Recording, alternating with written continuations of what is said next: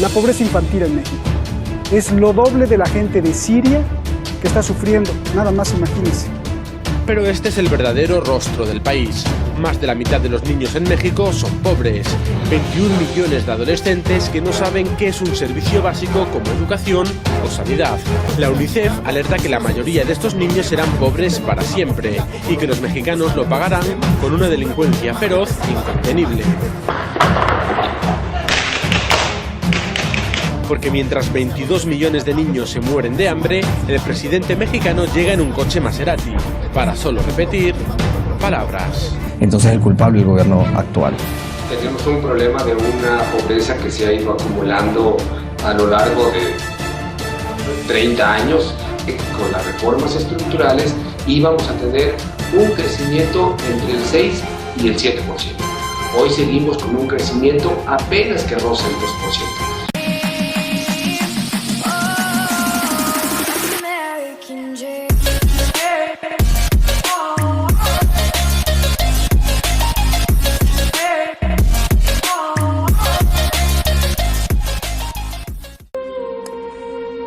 ¿Qué culpa tiene un niño?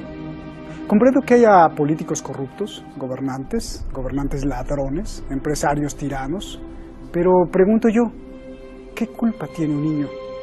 Un niño que no sabe qué es ir a la escuela, qué es tener un salón de clase digno, conocer un buen doctor, curarse con dignidad. Los niños, ¿qué culpa tienen? Hoy más de la mitad de los niños que hay en México son así. Pobres, lastimados, humillados, abandonados. ¿Qué culpa tienen esos niños de haber nacido en manos que no les importan, o más aún, que son el resultado de un negocio redondo?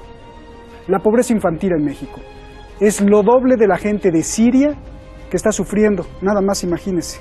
Comenzamos.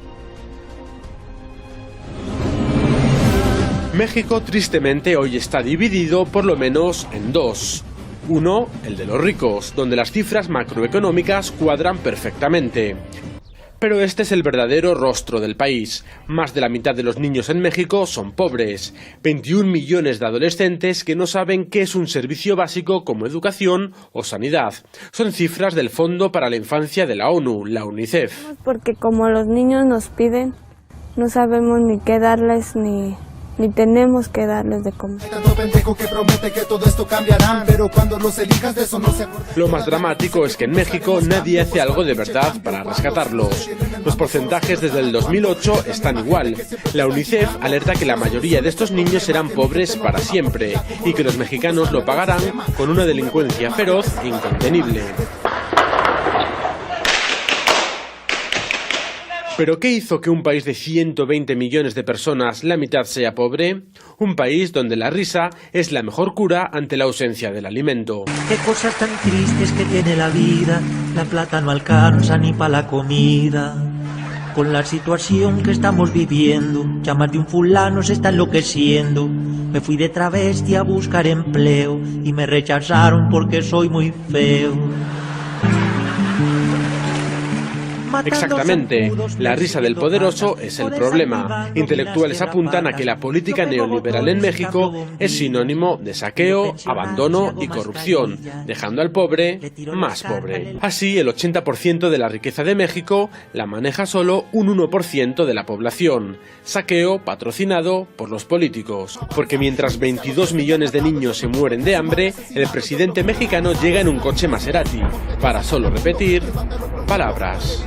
Yo quiero ampliamente reconocer el acompañamiento al esfuerzo propio que México viene realizando a través de un programa específico que es la Cruzada Nacional contra el Hambre, dedicado a precisamente abatir los niveles de hambre en nuestro país. Pero si no es el partido en el poder, el PRI, ningún partido se salva de la corrupción que ha hundido al país. El presidente anterior, Felipe Calderón, ayudó a endeudar a México con 120.000 millones de dólares para rescatar a los hombres ricos de la banca. Aunque hay documentos, él lo niega.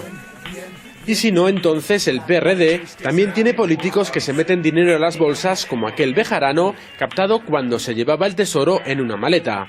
Pero ese no es solo el problema, hay otro más. Intelectuales apuntan que todas las andanzas del gobierno son maquilladas por los medios de comunicación, que con noticieros y telenovelas alivian o conducen el malestar del pueblo, dejándolo insensible a las cifras reales. Y buenas noches a Edgar Cortés, investigador del Instituto Mexicano de Derechos Humanos y Democracia allá en la Ciudad de México, y Alejandro García Noguera, experto en relaciones internacionales en España, allá en Madrid. Gracias a los dos. Buenas noches, Alejandro. Voy contigo. Más de la mitad de México, más de la mitad de México tiene niños pobres. ¿Quién es el culpable de esto, por favor? Simplemente porque hay unas políticas que todavía no han dado sus resultados, entonces el culpable es el gobierno actual. Creo que la pobreza sobre todo es un tema que tiene que tratarse con respecto a las políticas que se han llevado por los últimos años y cómo estas políticas han tenido o no una reincidencia en su parte efectiva y cuáles son los fallos que han cometido. Pero los políticos no aparecen por generación espontánea, sino tienen cola que les pisen. Tienen un background gigantesco y antes, por ejemplo, el señor Peña Nieto fue gobernador y antes estuvo en otros puestos y así todos pertenecen a familias de poder que no lo quieren perder. La réplica a esto, Edgar, por favor. Bueno, creo que tenemos un problema de una pobreza que se ha ido acumulando a lo largo de 30 años. Hubo en los años recientes alguna relativa mejora, pero prácticamente yo diría, ¿dónde están los factores de responsabilidad? Uno, en una política económica del actual gobierno y de los anteriores que no ha generado un crecimiento económico que permita tener los recursos suficientes para política que enfrente a la pobreza. Segundo, no tenemos hasta ahora una política integrada de desarrollo social y esta es parte del debate. Tenemos políticas como el tema de la cruzada contra el hambre que son muy focalizadas, pero que no revierten realmente el problema de la... Y tercero, yo diría, creo que está el gran tema de la corrupción. O sea, muchos de los asuntos que están a la base de los problemas de pobreza que se acentúan hacia la niñez son porque tenemos un problema de corrupción y no tenemos a la fecha un mecanismo, un sistema eficaz que combata la corrupción, tanto la corrupción gubernamental como la corrupción privada. Pero el tema es que estas políticas finalmente nunca van a resolver la pobreza. O sea, son meros paliativos, permiten la subsistencia, porque en el fondo no ha habido un cambio en la política económica que nos permita un mayor desarrollo. En los últimos años, la última década, el promedio de nuestro crecimiento económico está muy apenas por arriba del 1%, y con eso no hay manera de generar mejores condiciones. Un segundo problema es que tenemos muchos años con la figura del salario mínimo, un salario mínimo que se fija de manera oficial y que ha sido una manera de impedir desde hace, o más bien de generar una pérdida del poder adquisitivo de los trabajadores. Y un tercero, hoy prácticamente la mitad o un poco más de la población, su trabajo está en la economía informal, no en la economía formal. ¿Por qué? Porque no estamos generando trabajos de calidad y eso está planteándonos, creo que esta problemática de una gran cantidad hoy de personas que obtienen su ingreso. El presidente Peña Nieto durante su campaña, una de sus ofertas es que con las reformas estructurales íbamos a tener un crecimiento entre el 6 y el 7%. Hoy seguimos con un crecimiento apenas que roza el 2%.